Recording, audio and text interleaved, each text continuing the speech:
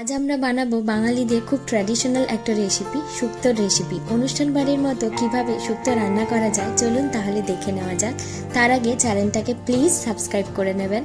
রেসিপিটা বানানোর জন্য কি কি লাগছে তাহলে দেখে নিই। একটা মিডিয়াম সাইজের আলু, একটা বেগুন, কাঁচকলা, সজনে ডাঁটা, উচ্ছে, দুটো তেজপাতা, একটা শুকনো লঙ্কা আর কিছুটা টেবিল স্পুনের মতো 5 ফোড়ন নিয়েছি। কড়াইটা বসিয়ে কড়াইটা গরম হওয়ার পর কিছুটা সর্ষের তেল দিয়ে দেব এবং আগে থেকে কেটে রাখা আলুগুলো দিয়ে দেব।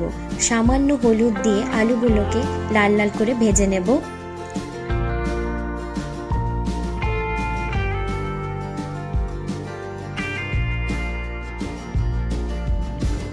আলুগুলো ভাজা হয়ে গেছে, এবার আলুগুলোকে তুলে নেব।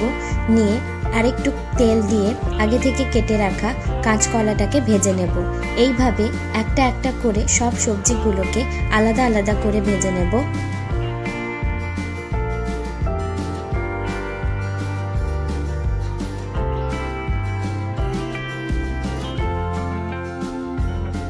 সজনে ডাঁটাগুলোকে ওই কড়াইতে হালকা নেড়ে চেড়ে ভেজে নেব।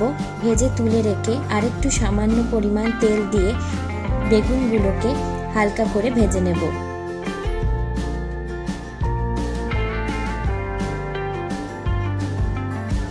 বেগুনগুলো দেখুন ভাজা হয়ে গেছে। এরপর আগে থেকে কেটে রাখা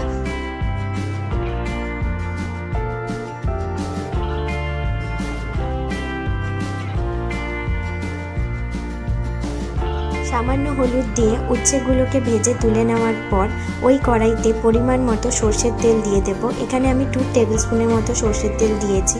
তেলটা গরম হয়ে যাওয়ার পর আগে থেকে রেডি করে রাখা শুকনো লঙ্কা, তেজপাতা আর 5 ফোড়নটা দিয়ে দেব। হালকা ভাজা ভাজা হয়ে যাওয়ার পর পরিমাণ মতো জল দিয়ে দেব।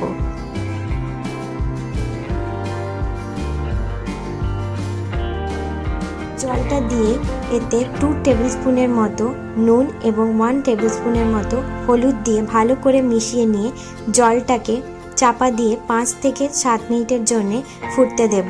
দেখুন 5 থেকে 7 মিনিট পর ঢাকনা খুলে জলটা ভালো করে ফুটে যাওয়ার পর আগে থেকে ভেজে রাখা সব সবজিগুলো দিয়ে দেব এবং ভালো করে জলের সাথে সবজিগুলোকে মিশিয়ে দেব এবং আবার ঢাকনা দিয়ে 8 থেকে 9 মিনিটের জন্য এটাকে ফুটতে দেব। দেখুন 8 থেকে 9 মিনিট পর ভালো করে সবজিগুলো সিদ্ধ হয়ে গেছে। এবার 1 টেবিল স্পুনের মতো সর্ষে বাটা জলে গুলে দিয়ে দেব।